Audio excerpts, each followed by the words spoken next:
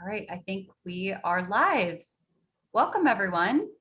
My name is Sharon, and I am a health coach and registered dietitian with HMR. I'm also joined tonight with Coach Kate. And then we have also got Jasmine here. So welcome, everyone. We're going to be checking in on the comments. So as you're joining, just say hi, give it a thumbs up, let us know that you're here, let us know where you're watching from. And we're super excited for our event tonight. So before we kind of dive in, I want to introduce Jasmine a little bit, let you know why she's joining us, why we chose her. She has a super inspirational story dating back from 20 years ago when she first joined HMR and then rejoined this time around. So far, Jasmine has lost 76 pounds, 77 pounds. No, that's right. You just updated me. 77.2 pounds this time around. She is also a full-time job, very demanding full-time job, 3 young kids at home, 2 I think that you were doing e-learning with for quite some time during the pandemic. And you've had so much success. So I was so inspired when I heard your story. You're very active on the Facebook group. And I was just so inspired to see that you have so much going on in your life. You have so many different things that you're juggling, but you're still able to prioritize yourself, have so much success, share all of your success, still be active, share your recipes. So we want to hear all of that tonight. So we are super excited to have Jasmine with us. So everyone comment, say hi to Jasmine. Thank you. Yeah, and let me see. So, Kate, do you want to introduce yourself a little bit? And I'll kind of check in and see who's joining. I'm Coach Kate. I am so excited to be here tonight. As Jasmine knows, I have been following you, Jasmine, for months. I am a huge fan. You guys might notice some of her posts say #HMRChefJazz. And one of the things that I'm just blown away with is your creativity, your positive attitude. And I just love the notes that you put in the recipes that you share. You'll use words like rotini chicken Alfredo, so good. I love that. My kids are always writing SOOOO to make the point. You shared one recently, veggie poke bowl hits a spot if you're craving sushi. And don't worry, guys, we're going to share a lot of Jasmine's recipes. But you are so creative and you are as supportive of the community as you are in sharing your successes. And another thing that I've been impressed with you is that you don't get caught up on the day-to-day scale focus. That's right. So we are so excited to have you here tonight, Jasmine. And I want to pause and just welcome some of the folks who have already chimed in. I see Chris has joined us, our colleague. It's wonderful to see you, Chris. We have Lori from Long Island, New York. I see, I don't know if I'm going to say this correctly, Araceli from San Diego, California. Jennifer, our regular. Who else do you see, Sharon? I've got Suzanne here from Houston, Sandra from Morgantown, West Virginia. Bob, he's in Las Vegas today. We'll be back to Rancho Cucamonga next week. Let's see. Susan is here. Who else? We've got lots of people joining us. Annette is watching. So we've got plenty of people joining. Renee. So again, as you guys are joining, just let us know where you're joining from. Say hi to Jasmine, our guest today. And we're so excited to be here with you guys. Great. So, and we'll kind of check in, like I said, we'll check in on the comments and we'll kind of interact with you guys. We want this to be a really fun, interactive event tonight. Okay, so I'm gonna share Jasmine's, let me see, where is it?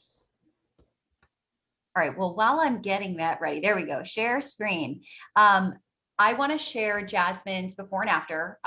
She's lost, as I said, she's lost 77.2 pounds as of this week. She's working very hard. She's had a lot of great success. So Jasmine, I want you to talk a little bit about, when you first started the program 20 years ago. So for everyone watching, Jasmine joined HMR 20 years ago when you were 19, correct? Mm-hmm. Yeah, 19. And 19 or 20, give or take. Okay, around there. Yeah, very young. And you had a very different experience the first time around. You had different reasons for joining, you had different motivators. It was just a different experience from this time around. So back then, what was your why? What was your big reason? Why did you decide to join the program? Tell us a little bit about that. Yeah, sure. So obviously 20 years, you're bright-eyed and bushy-tailed and young and in college. And I was in business school at the time, and was aware, obviously, that I had an opportunity to get my health before I graduated and went into the workforce. But it really wasn't until I read an article about how the number one discriminating factor at that time, and I would beg to say still today, was obesity. And I thought, I'm not going to work my tail off and do really well and get a degree and get out there and then have my career hindered, right, because of my weight. And that was the reality of it for me. That was a wake up call.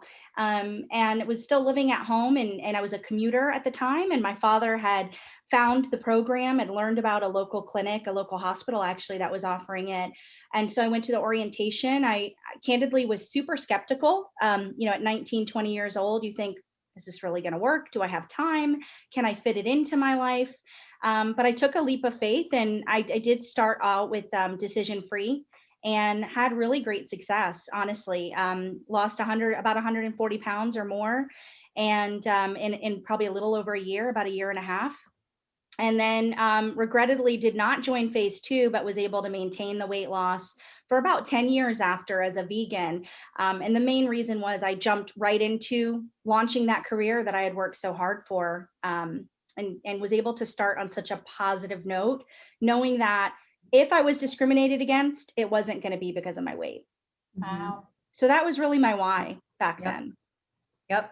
And we'll talk a little bit about, your experience this time around and how your why has kind of changed and your experience has kind of changed. And just for those of you watching, so Jasmine just mentioned 20 years ago, she did HMR in a clinic, decision free, didn't do phase 2, but you were able to maintain for quite some time. But this time around, you're doing the healthy solutions at home with phone coaching. So a little bit different, a little more flexibility because you have the fruits and vegetables. You're at home, you're not going into a clinic. So we'll hear a little bit about your story now. And Coach Terry, who Jasmine's working with, has hopped on before their group that they have after this Facebook Live. So it's just so nice to see Coach Terry here. I see David, who was a testimonial in one of these sessions. And you folks know that we talk a lot about the why. And for those of you who were on last week, we had coaches Jen A, Jen C, and Sandy really talking about the pros and cons of weight loss. The cons being that it can really be hard work, and having your why front and center can really drive all the things that you have to do these lifestyle changes. So I wanted to ask the audience for a moment just to share with us, what is your why? What are the things that are really fueling you to do this program at this time? And as folks are taking a moment to share that, would love to hear from you, Jasmine, because I know that you shared with us so candidly, your why has changed from when you did the program 2 decades ago. For sure. So my why is two out of my 4, right? On the screen, I've got 3 young children. I've been married for 12 years, and they are my why. My family is my why. And candidly, I think it's so much more compelling to have a why like that than to, my why 20 years ago. And so I get to see them every day. I get to pour into them every day. I incorporate them in everything I do, not just because we're in a global pandemic and we've all been home for a while, but because having your why front and center, having them on this journey with me is really why I've been successful. Whatever plateau, whatever, stumbling block, whatever difficult week I have my why right there. And I want to be around, I want to avoid getting chronic diseases and illnesses. I want to avoid becoming diabetic and having cholesterol issues. And I know people that are joining are at different phases, right? You're joining because you want to get off medications or improve your health. I really joined to prevent what my future was going to hold for me.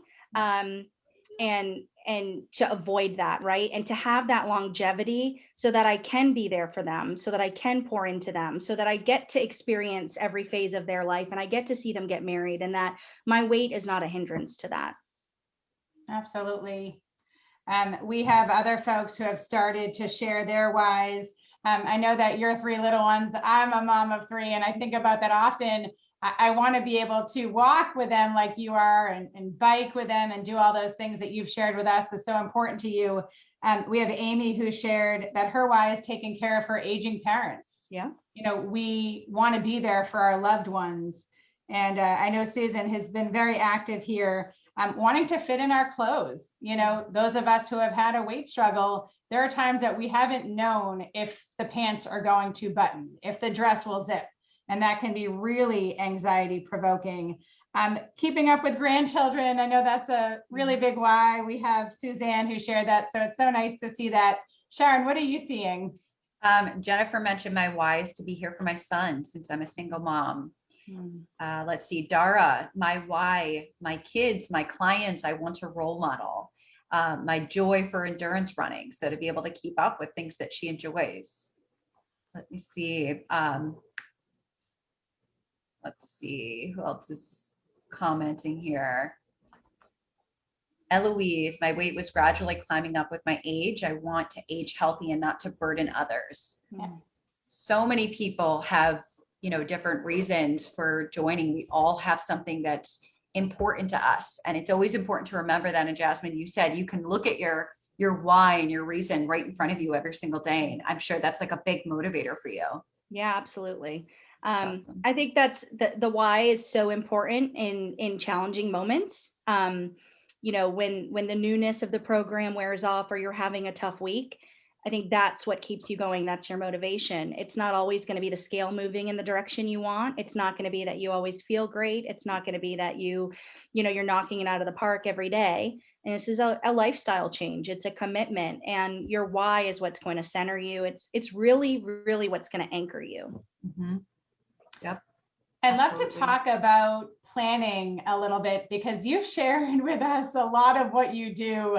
I am blown away because I have three kids and I was not successful as a homeschooler, if you call it, in the spring. So you have that on me with two of your kiddos. But, we know to be successful in this program, it takes prep and it takes planning. Mm-hmm. So I would love for the audience to take a moment just to offer your own successful strategies.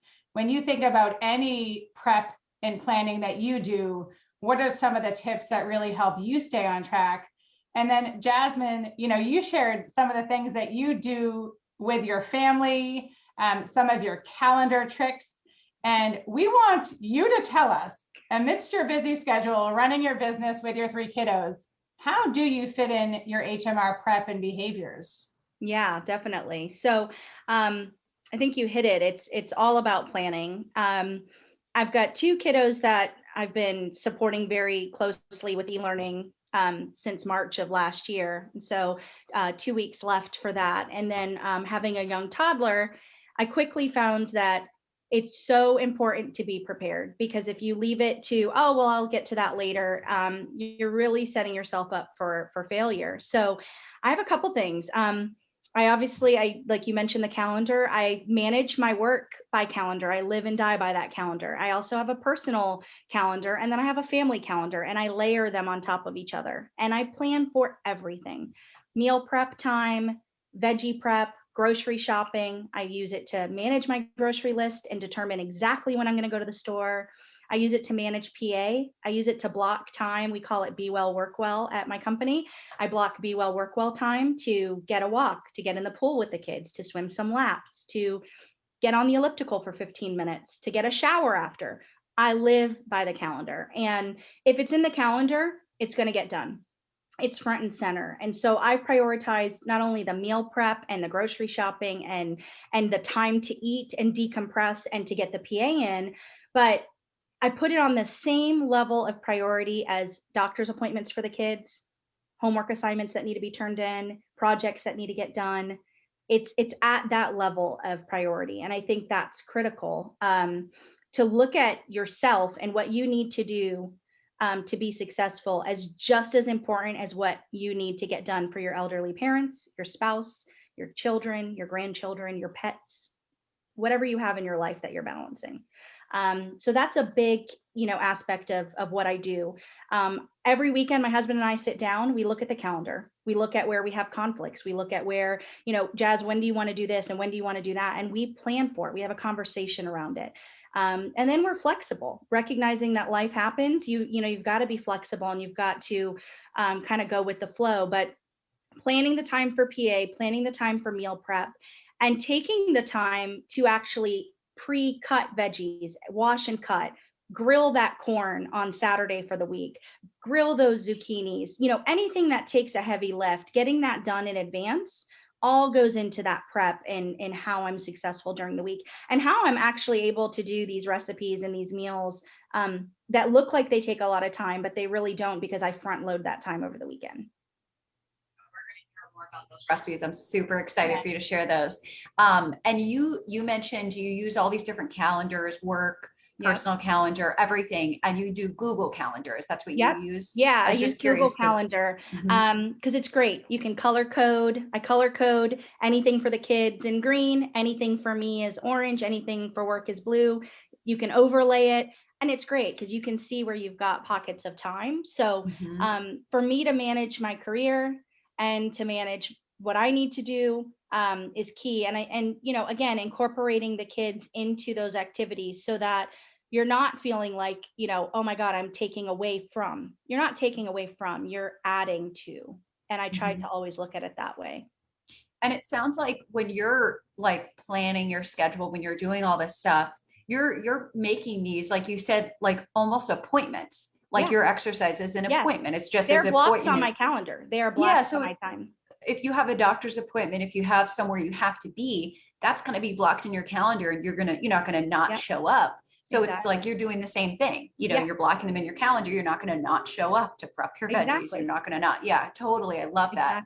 I'm a big planner, so I love hearing all of these ideas. I think it's great. That's awesome. And other folks are chiming in with tips too.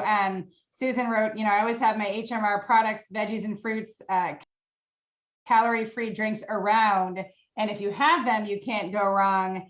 And we also had a great tip from Suzanne that works for her: ordering groceries online when I finish my PA, when I'm not hungry, so she can do the curbside pickup. So she's not tempted by going into the store to then add things to her cart that she doesn't want. Yeah, that's a great tip. Idea. That's all I've done for the last 14 months is curbside pickup. So it's nice. Because a lot of times when you go into the grocery store, you end up getting way more than what's on your list. You see something that looks good, you grab this, and that's a great idea. I'm just looking at a few more comments that are coming in. Patty said, I have a walking partner. No is not part of our vocabulary. Our PA is a priority. So it's like the accountability there. Love it. And even at times, I'll splurge for convenience on a crazy week and buy some pre-cut stuff. And I find that, rather than buy something that I might actually not slice up and not eat, it's actually more successful and more of a cost savings to get some of the things that are pre-cut, or even the bags, the frozen bags. So there are some tricks we can do for sure. And I do a lot of the already pre-cut fresh veggies in the bag, the salad that's already done. I think that's super helpful and speaks to the convenience that I think we all need. Yeah, absolutely. Jasmine, I also want to point out, there was one thing that you said when we were talking the other day. You said it's not selfish to prioritize yourself. It's selfish not to prioritize yourself. Yeah. And you really emphasize you want to give your kids the best version of you. And part of that is prioritizing you and prioritizing your health, and you're including them as well. Exactly. Yeah. I think for years, it was always a crutch. It was always an excuse. Oh, I've got a toddler. I've got a newborn. I've got this. I've got that. I have to do. And I finally realized, they may have me because I'm not getting out and doing PA, or I'm not focusing on what I'm eating and a healthy lifestyle, but they don't have the best version of me. They're not getting the best version of me. And so if I could structure my life and in a way and follow a program that's going to get me to success, that's going to give me more energy, that's going to help prevent chronic illness and disease, that's going to do so much, not just for me, for them, then that's not selfish. It Mhm. shows that, you love yourself enough and you love your family enough to be around for them. Absolutely. And I think so many people can relate just from people that I've spoken with, friends, who have kids and have so many things that they have to do. And they tend to, have that mindset where it's like, well, I have so much to do. I just don't have time. I can't squeeze it in. But, you make such a great point that if you don't prioritize yourself, then you're not giving your best self to your kids and to your family. So you're really doing, what's best for you and what's best for everyone around you. Yep, Yep. absolutely. It's so easy to feel like, you know, the kids' appointments or homework is here and I'll get in my physical activity after, or I'll shop later, or I'll prep when I have time. And if you always have that approach, it's just so easy for us to really lower ourselves in the priority. And like you had said, Jasmine, when you put your stuff equally, it happens. But in fact, you can be a better mom. You Yeah. can be a better spouse. So And you're more productive, to be honest, Coach Kate. Like, you can still do everything that needs to get done in this household, still gets done. I mean, the studying, the homework, the special projects, the art, the this, the that, this, all of it gets done. It's literally just being very regimented and very intentional about where you spend your energy and your time. And I think that's key. Totally. You're getting just compliments. Desiree wrote, thanks for all the motivation from a single mom of 3 in her 4th week of the medically supervised program. You're so inspiring, Jasmine. I've been thinking of starting, and now from listening to you, I'm looking for a clinic near me. I can't wait. That's great. That's amazing. That's what we hope to do, to inspire. And that's truly what you're doing. I love it. Awesome. So I think everyone's waiting to hear about these recipes. I was so just excited to hear that you have these 6-minute recipes. You not only are you so busy, but you said you've never hit diet fatigue. You've never gotten bored of the food that you're eating. You always have variety. You post many great recipes on the Facebook group, and I'm going to share some of those in a minute. Okay, so great. Yeah, and we want to hear all about them, how you do it. You mentioned a little bit how you prep things ahead of time, and that's how you're able to do those quick recipes. And I want to ask everyone watching, what are some of your go-to favorites right now? What are your favorite recipes that you are loving right now? Post those, comment right here on the feed. And I'm gonna put up some of the recipes that you've posted, Jasmine, and I'd love for you to kind of just talk about how what recipes you're loving, what are your go-tos, how you do these quick recipes. Tell us a little bit about that. Yeah, sure. So I'll start by saying this. Whether you're decision-free or healthy solutions, I think you can always spice it up. And I have never looked at the program and said, oh my God, I'm limited to the 10 entrees, and 2 flavor shakes. And you can't go into it that way. I really am a firm believer in what you think is the way you will succeed, and so I'm not going to struggle through the program, right? I know that I have a significant amount of weight to lose, and I don't want to be bored, and I don't want to get that fatigue. So for me, the recipes and the variety with the vegetables in particular, in the entrees, has helped anchor me, has helped sustain me. And I don't feel deprived. I feel like if I went to a restaurant and somebody offered me this, I would pay for it, and I'd pay a premium. So I will just say that I know there are some people that don't like to prep. A lot of these recipes, as I'll talk about, are as Coach Kate said, ready mixed, already chopped up fresh veggies in a bag from your local grocery store. So the chicken fried rice, I am a huge Asian food lover. I love Chinese food. I love Thai food. I love Japanese food. I'm a big sushi lover. And so the savory chicken entree has always been one of my least favorites, I will say. And it sat on my special designated area where I kind of control my environment. And they would just pile up. And I thought, I have got to do something with this. And so I love to use the savory chicken as just sort of a blank slate. And it's very versatile. You can add different spices. So I take it and either add the liquid aminos or low sodium soy sauce. and then literally a bag of mixed veggies that come with sauce that I just throw away. You get carrots, broccoli, Brussels sprouts, bok choy, green cabbage, and pea pods and kale. And then sometimes I will top it with, some fresh green onion that I quickly chop up. So again, 4 minutes to saute a bag of fresh veggies. I love the crispness of the fresh veggie over the frozen. That's just my opinion. And then you toss it with the savory chicken, add some soy sauce or liquid aminos, and you've got lunch or dinner in 6 minutes. I was going to say that's so quick. You're literally, it looks so good. It's filled with cooked vegetables, Yeah. lots of color. It looks savory, no pun intended, but it does. It's got that, It's you know, delicious. that like umami flavor. It looks really good, but everything is so quick. You just like pile it all together. Yeah. Amazing. And I, That's awesome. use the olive oil spray or whatever spray, to cook them. And it's just a quick toss. So it doesn't take any time at all. The Fiesta chicken, I, like Coach Kate, have been eating that quite a bit since it came out because it's new and it's awesome. I usually add fresh grilled corn. So I will grill, let's call it 12 ears of corn over the weekend and throw them in the fridge. My kids and my husband and I will chomp on it all week, but I always save, about 3 or 4 for me. I literally just cut it off the cob. It's grilled. You can see some of the grill marks there. I mix it with the Fiesta chicken entree. This is very simple, but you can add black beans. I've added, other veggies. You can bulk it up with some frozen cauliflower rice if you want high volume, if you're really hungry. Sometimes I'll throw in, you have enough sauce with the Fiesta chicken to add in like 3 cups of cauliflower rice, and then some fat-free sour cream or fat-free plain yogurt if your grocery store doesn't have the sour cream on top, and it's amazing. A lot of people ask if it's spicy. It's not spicy to me, but if you want to kick it up a notch, I do add hot sauce to it sometimes. Like crushed red pepper or something, Yeah. if you want spice. Yep. Yeah, for sure.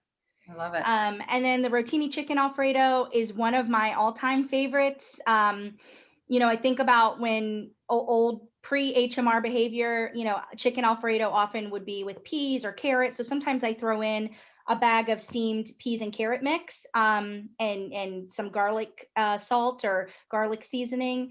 Other times I do it this way. I'll literally throw some portobello mushrooms, 8 ounces of mushrooms, a couple handfuls of fresh spinach, saute it, and again, toss it in with some garlic, throw in the entree, and you've got a meal in 6-7 minutes. So super easy to do. I actually tried the Alfredo today with a similar mix to the chicken fried rice veggies, like the stir fry, and it was phenomenal and just gave it a different texture and a different flavor profile. Mm-hmm. I love it. I mean, you really made it your mission to love the foods that you eat. Yeah. And Jasmine and I joke on Facebook. It's like, oh, should I have my Fiesta chicken over veggies now? Or should I have it later? I love it so much. I keep eating it. But honestly, guys, it's kind of easy at times to open the Facebook feed and feel like, Jasmine is this culinary goddess and she has skills that I don't have, and she doesn't sleep and I need sleep. But 6 minutes or less to make these recipes. And what's so amazing to me too is that such a quick add-in can go such a long way. Mm-hmm. Fat-free sour cream on your Fiesta chicken changes the flavor of it. Garlic powder, you mentioned. The liquid aminos or low sodium soy sauce or coconut aminos to make your entree into a stir fry. Literally a sliver of time to make your recipe that much more delicious. And after I spoke to you, Jasmine, I think it was Monday, I was thinking, okay, I was on hold for 6 minutes with UPS today.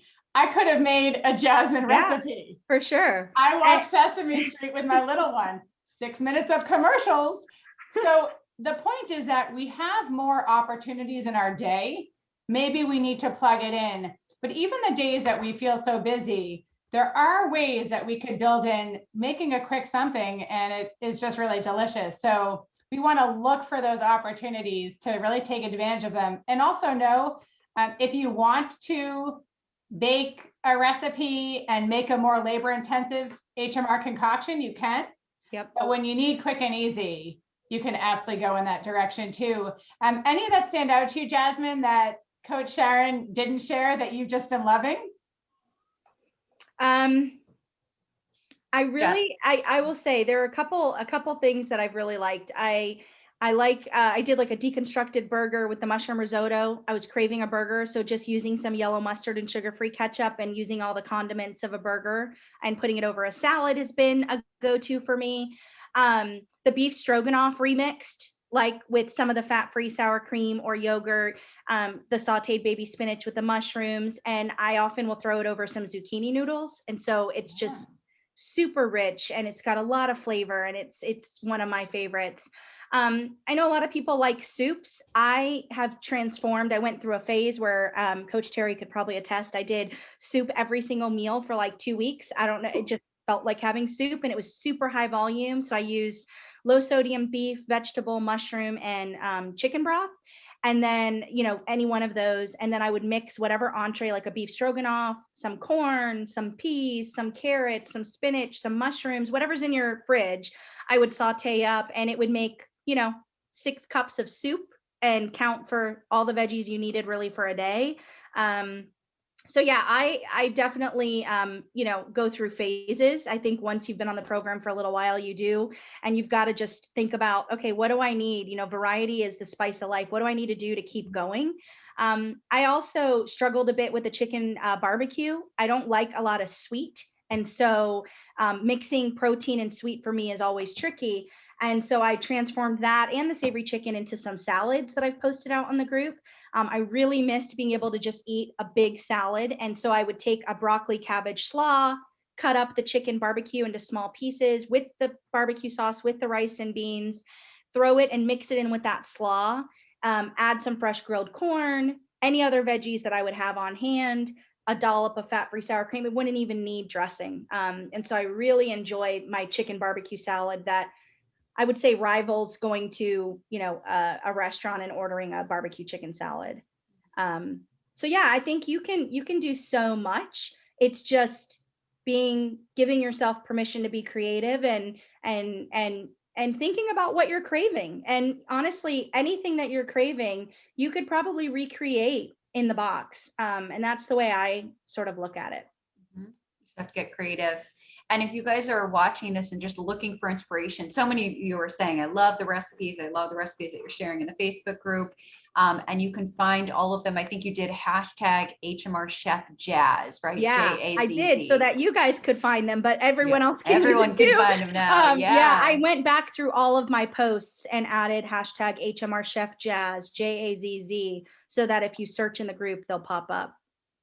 Awesome. Yeah. So you guys can see all this inspiration and know that it doesn't take hours and hours, just a little prep ahead. And for those that Coach Sharon that are on decision free, the seasonings are game changers. Like I use bacon salt. Mm-hmm. It gives that smoky flavor. I use everything but the bagel seasoning. I use all the traditional spices. There are things that you can do even on decision free to really change the flavor up so that you can stick with it and you won't get bored. So I would just wanted to speak to the folks that are on decision free, especially. Thanks for saying that, because as you mentioned before, your first time around when you did HMR, you were indecision free. So you probably had to find a lot of variety. And that I know a lot of people are indecision free. They struggle with that. They can't, do the fruits and vegetables. So it's a little bit more limiting. But like you said, seasonings, spices, they go such a long way. They can totally change the flavor. They could do, the low sodium soy sauce still. Cook things different ways, saute them, bake them. Yep. So yeah, they're still air fry them. I air fry a lot with the enchiladas and the ravioli to get that crunch. So yeah. And Dave E wrote, my mother always told me our thoughts form our reality. Didn't used to understand that, but now I do. So when you decide your reality will be delicious food, you make it your mission to happen. And so many of your recipes are also so high in volume, soups.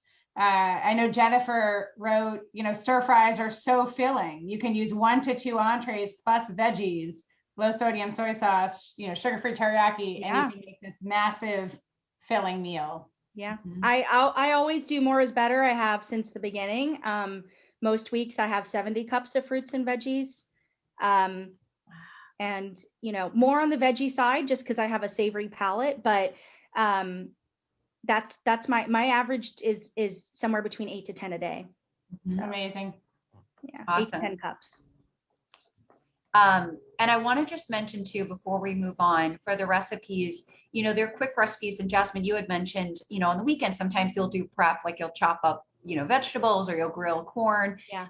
For people who are thinking, oh, well, I don't have time on the weekend, you can do frozen, You just can get a do big canned corn. I do canned Southwest yeah. corn. I do frozen corn. Yep. I just like the smokiness of the grilled corn. So I'm a foodie, and Mhm. that's why I do it on the weekend. But yeah, you absolutely, I don't do it every weekend. I oftentimes am not available to do it. So you can certainly Mhm. do canned or frozen. Yep.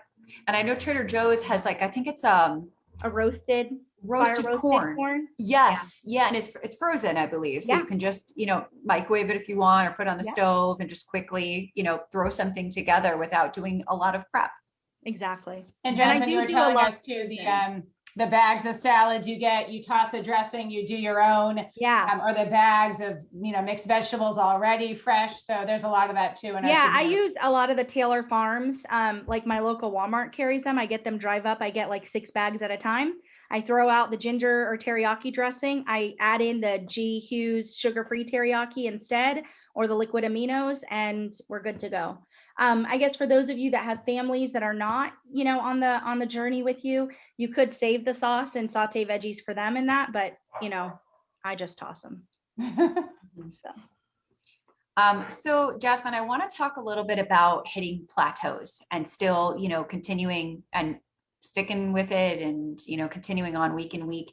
You've had a lot of success, but you've mentioned before, not every single week is a big victory and a big weight loss. And that can be really discouraging, and that can be enough for someone to throw in the towel and just forget it. Yeah. Every week is different. Do you mind sharing a little bit about your experience with hitting plateaus, or every week, being a little bit different on the scale, and how you stay motivated? Yeah. Yeah, that's the reality. Plateaus are normal. I see a lot of comments in the group about, oh, I've only lost, 10 pounds in 3 weeks and I hit a plateau on the 4th week. And well, that's amazing. If you could say that. So plateaus are normal. I've hit several plateaus just in the last 35 weeks. And I did when I was decision free as well. And that is 100% in the box, 100% compliant, and you still hit the plateau. And I think that's the most difficult time, right? When you can't point and say, but I ate off out of the box, but I cheated, but I didn't and I didn't lose. Or worse, I didn't and I gained. What is that? It's your body. Like, it's completely normal. We have hormonal changes, we have water fluctuations, we have inflammation that impacts that, we have medications that impact your weight loss. It is not a linear decline. And I think you have to acknowledge that it's normal, that it's okay.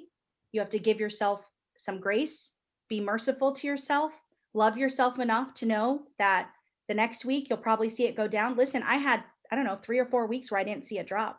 And I had to really dig deep into my why. Why am I doing this? And why? Because I'm not losing and I haven't lost for 3 weeks. And what does that mean? And you have to dig deep. And that's where I think your why comes into play. You didn't gain the weight overnight. You're not going to lose it overnight. And I think that is something that you have to keep that top of mind and be patient with yourself. Usually when I up my water, increase my food in the box, change up my physical activity, I see a drop. So sometimes your body just gets used to what you're doing and they think, oh, this is great. She's losing. I'm just going to hold. And so sometimes it's just increasing your water by 2 cups a day, changing up your exercise routine, doing something different, and you'll see that drop. So I think, again, digging deep into your why, knowing and remembering and keeping that in the top of mind, write it on a sticky note, put it on the back of your phone as a screensaver, tell somebody you love to remind you. I have a super supportive family, and I have I have supportive sisters, and I have supportive work family. And as I was sharing with Coach Kate and Sharon before we kicked off, they hold me accountable. We talk about my journey every single Monday. And when I have to get on there and say, I lost 0 this last week, I lost 0, they remind me that look at how far you've come. And I think it's important to celebrate those milestones. And it's okay to say, I'm knocking it out of the park. Like, great, I've lost 77 pounds. I'm probably only about halfway to where I want to be. But taking a moment and celebrating your progress and recognizing that our bodies are not robots and progress is good. You don't need to be perfect. And this isn't a race that we're racing against the clock. We're not racing against each other. When you learn that, comparison is the thief of joy, throw that away. Those plateaus don't mean anything because you're not comparing yourself to anyone. This is your journey. I love that. Comparison is totally the thief of joy. It We're is. on, yeah, we're each on our own journey. And, every week is a little bit different. And you mentioned remembering your why, whether it's your kids that are right in front of you or another reason that you can put on the fridge, or like you said, make a screensaver on the back of your phone and remind yourself that, and just keep going. It's certainly tough. Having a support system, like you said, is super important. And, even if you don't have a support system maybe at home, go on the Facebook group. There's so many people that are there to cheer you on, and so many people that are dealing with similar challenges, where you can just go on there and say, hey, this is what I'm dealing with. And you'll get great advice and encouragement and just keep going. Yeah, absolutely. So it's always important to remember. So it's so hard to hang in there in phase one. I have done phase one numerous times when you have the weeks that you're even or up. And then we fast forward to phase two, where you have to do even more tolerating of those non-scale victories. You have to tolerate the fact that the scale is not going to necessarily be even or down. So you had let us know, Jasmine, that phase two is really important for you. So I wanted you to talk a little bit about that to us, but then also, what are your current behaviors do you really see as long-term forever behaviors for you? Yeah. So yeah, phase two, I won't be skipping over that this time. Like, maintaining my weight loss for 10 years was great, but I would have loved to say that I lost the weight and kept it off the rest of my life. Phase two is where the real work kicks in. Phase one is hard. Losing weight is hard. Being overweight is hard. It's important to kind of, you know, keep that in mind. We're all at different phases. All of it is hard. But phase two for me is, how am I going to make these behaviors and stick? How am I going to keep myself accountable? How am I going to learn how to reintroduce all of these foods that are out of the box today, but will be in my box one day soon? How do I make sure that I can be successful eating out and eating foods that I'm preparing at home? And so I think phase two is super critical. Like, I'm not going to hesitate to sign up for it the second time around. In terms of behaviors that I think will always be with me, I'm a big record keeper. So just like I plan with my calendar, I know I'm in phase one and you don't have to keep records and you can just put it in the app. I write every single thing down. I literally, I'm going to pull it up here. It's always next to me. She believed she could, so she did. It's I love that. right there. This is the same notebook that I use. When it runs out, I get another one that says the same thing. And I track every single thing I eat. And it's not because I have to in phase one. It's because it's a behavior that I'm going to need in phase two. I'm going to need to be able to track in an app or by hand or you name it, what I'm eating, portions, calories, so that I am maintaining that deficit, or I'm at least at my maintenance calories, right? And not gaining.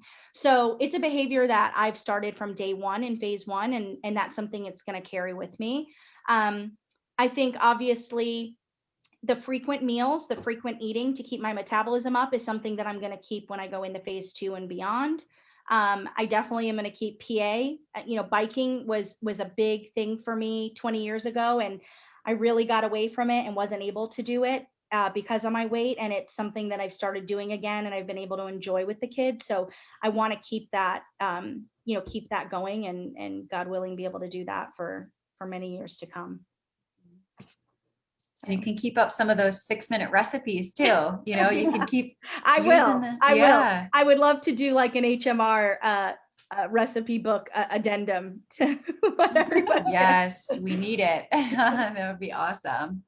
So, Jasmine, you've mentioned so many great things. I'm not even sure if, like, you've said so much great advice, so much great inspiration for everyone. I don't know if there's anything that you want to like kind of summarize as like advice for people watching. You've given, like I said, great advice. And everyone keeps saying, I love the recipes. This is great. You're so inspiring.